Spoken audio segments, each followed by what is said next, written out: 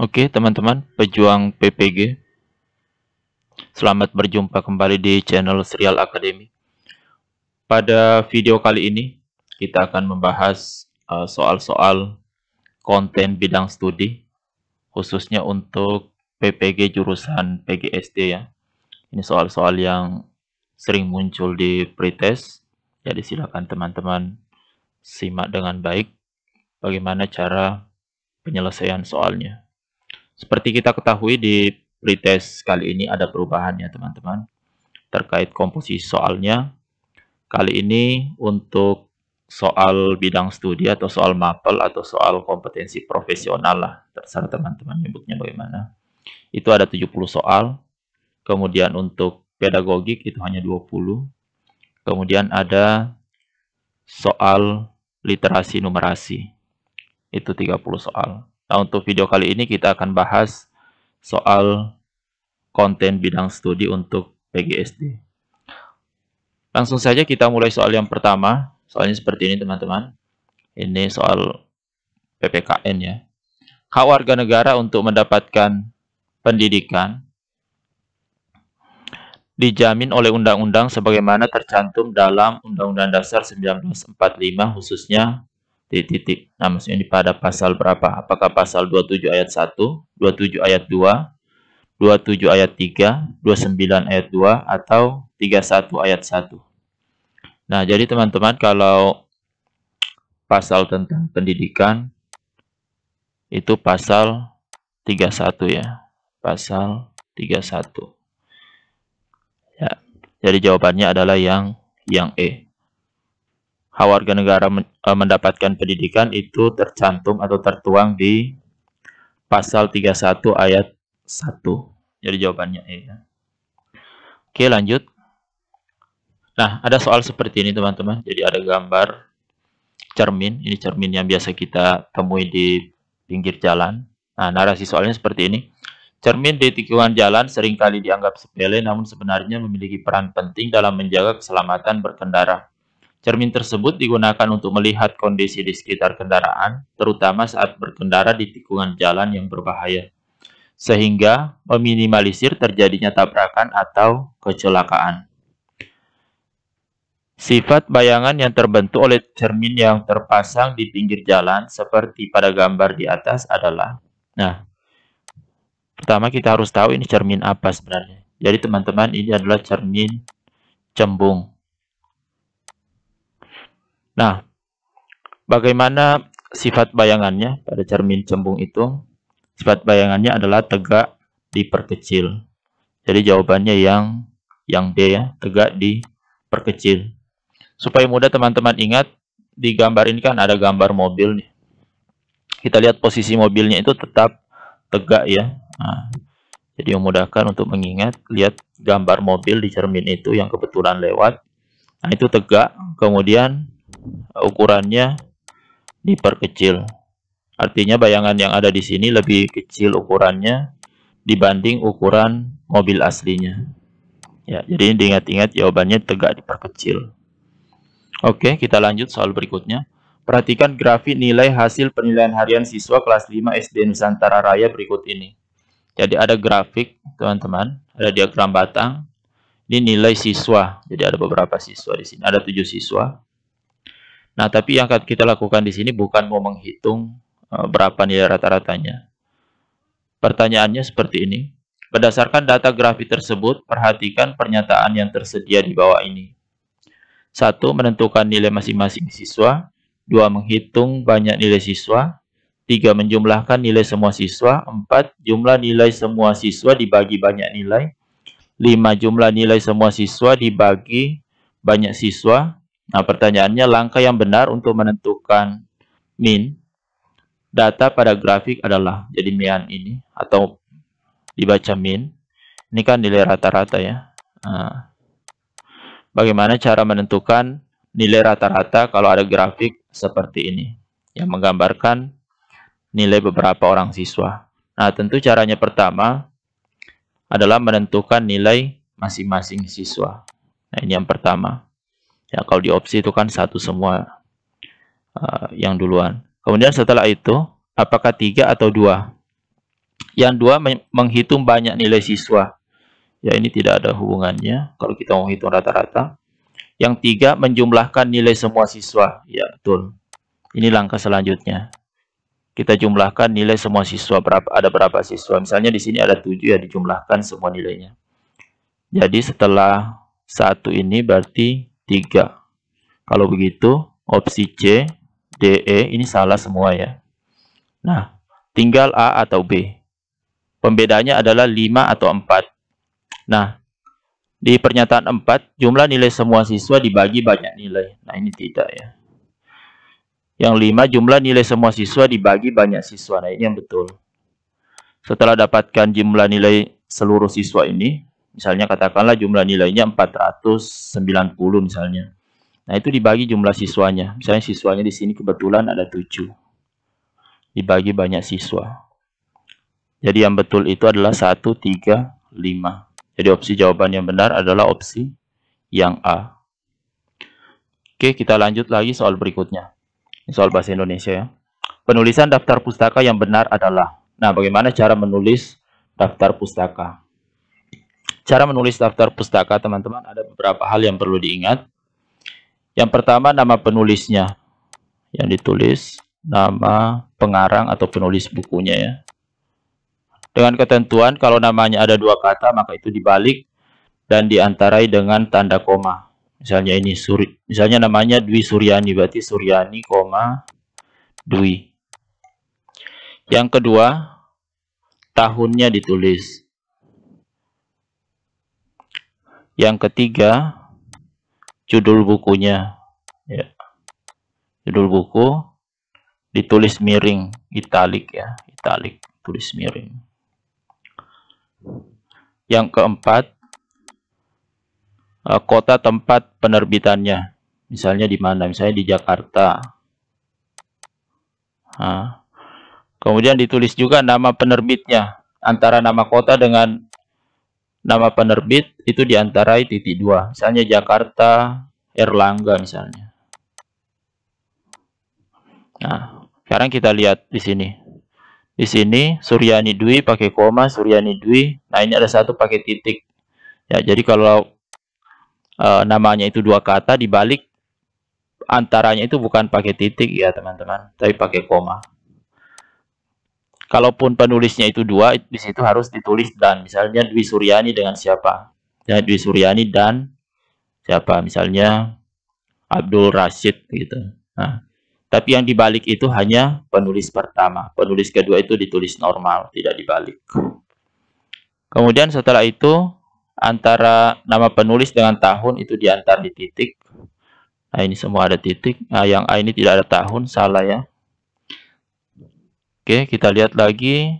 Judul bukunya garis miring, kemudian diantarai lagi titik, baru nama kota. Nah, ini pakai koma, salah. Kemudian setelah itu, nama tempat penerbit, baru nama penerbitnya. Nah, ini berarti salah. Ini terbalik. Harusnya kotanya dulu, baru penerbitnya. Kalau begitu, yang benar adalah opsi B. Ya, seperti itu teman-teman. Jadi kalau daftar pustaka yang referensinya itu adalah buku, daftar pustaka dari sebuah buku. Nah, cara penulisannya seperti ini. Jadi ada nama yang sudah dijelaskan tadi.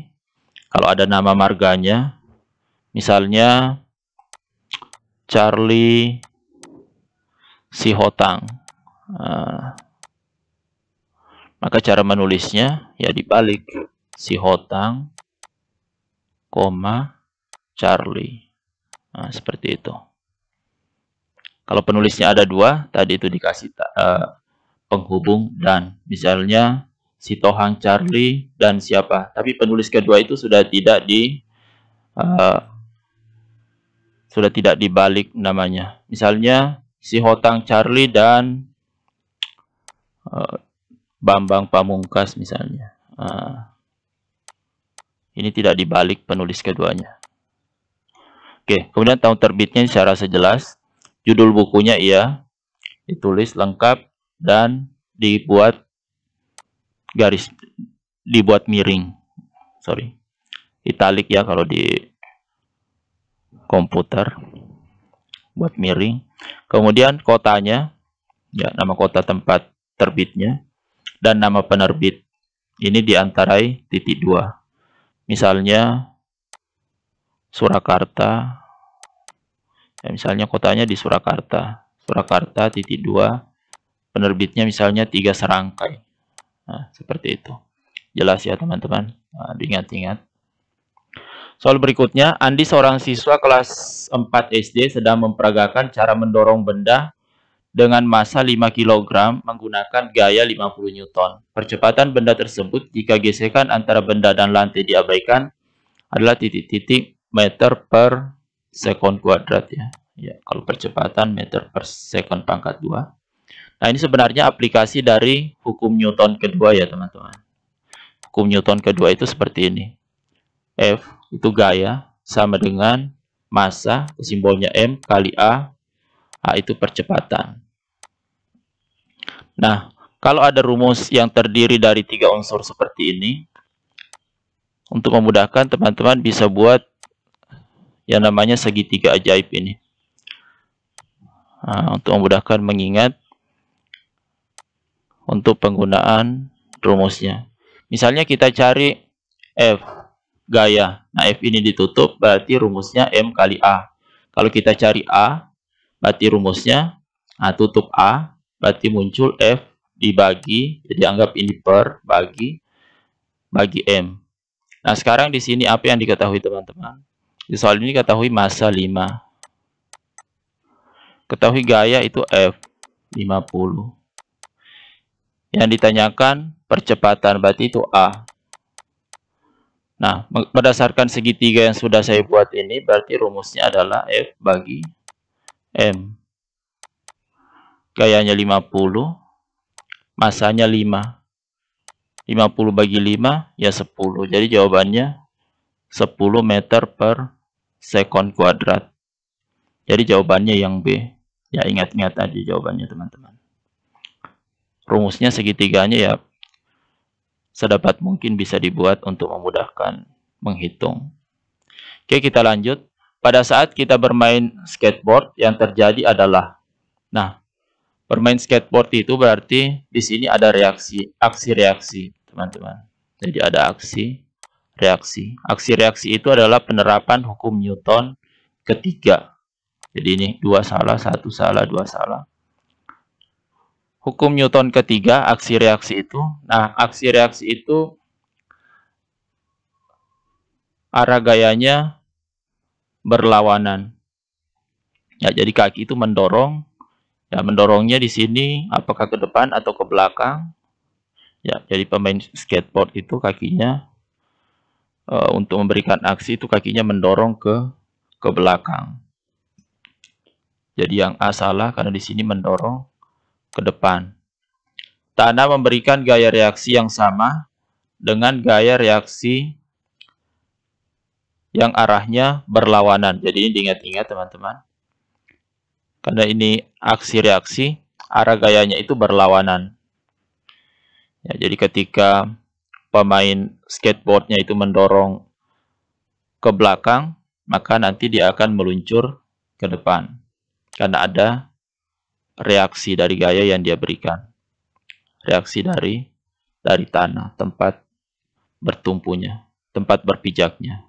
Oke, jawabannya yang B. Arah gayanya berlawanan ya. Oke, lanjut. Ini soal IPA lagi teman-teman, terkait fungsi organ tubuh. Perhatikan gambar berikut. Pertanyaannya, fungsi organ yang ditunjukkan oleh nomor 2. Kita lihat nomor 2 itu apa? Nomor 2 itu ternyata adalah jantung.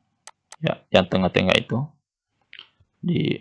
Kalau di gambarnya di sini, di antara paru-paru ya. Ya, di tengah-tengah antara paru-paru. Itu ada jantung. Apa fungsi jantung? Ya jelas, fungsinya memompa darah. Jadi bukan mencerna makanan. Kalau mencerna makanan itu ya lambung. Ya. Mengatur pernapasan ya itu yang ada kaitannya dengan organ pernapasan ya paru-paru, organ pernapasan ya. Memompa darah ya jantung.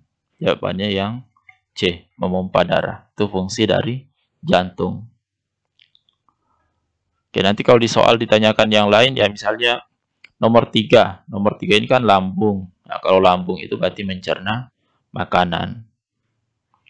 Oke, lanjut. Daur hidup lalat yang benar adalah: apakah A. Lalat dewasa, lalat muda, pupa, telur. B.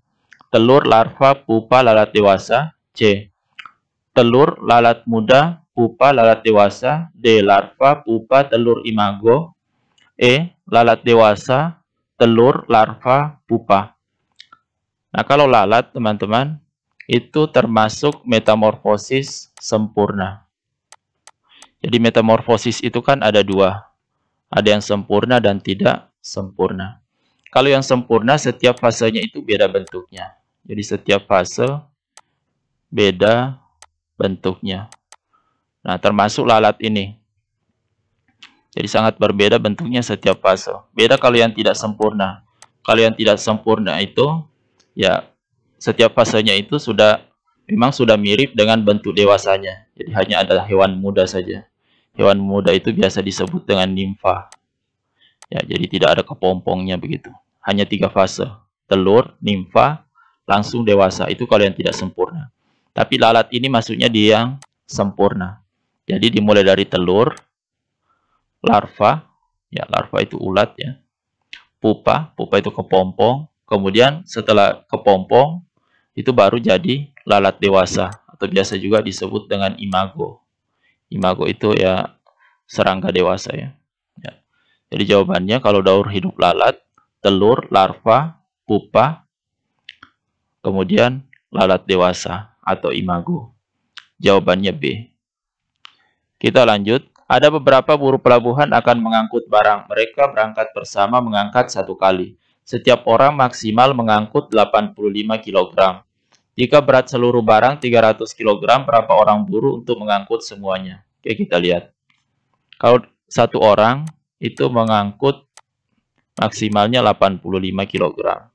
Kalau 300 berapa? Berapa orang yang dibutuhkan? Ya, 300 ini kita bagi aja 85. Berapa yang mendekati? Kalau 2 itu kan baru 170 ya. 170 masih ada sisanya. Kita coba 3 lah. Kita coba dulu 3. Karena ini ada di opsi 3. 3 kali 5, 15. 3 kali 8, 24 ya. 255. Oke. Kita kurangkan 5. Sini 4. Nah, berarti 3 lebih ya. Hitungannya. Nah, kan kalau 3 orang berarti hanya ngangkut 255. Tidak mungkin itu sisanya ditinggalkan di situ. Atau tidak mungkin sisa barangnya itu dibagi rata lagi ke setiap orang ini. Kenapa? Karena kan maksimalnya 85. Jadi kalau begitu harus dibulatkan menjadi 4 orang. Jadi jawabannya yang B.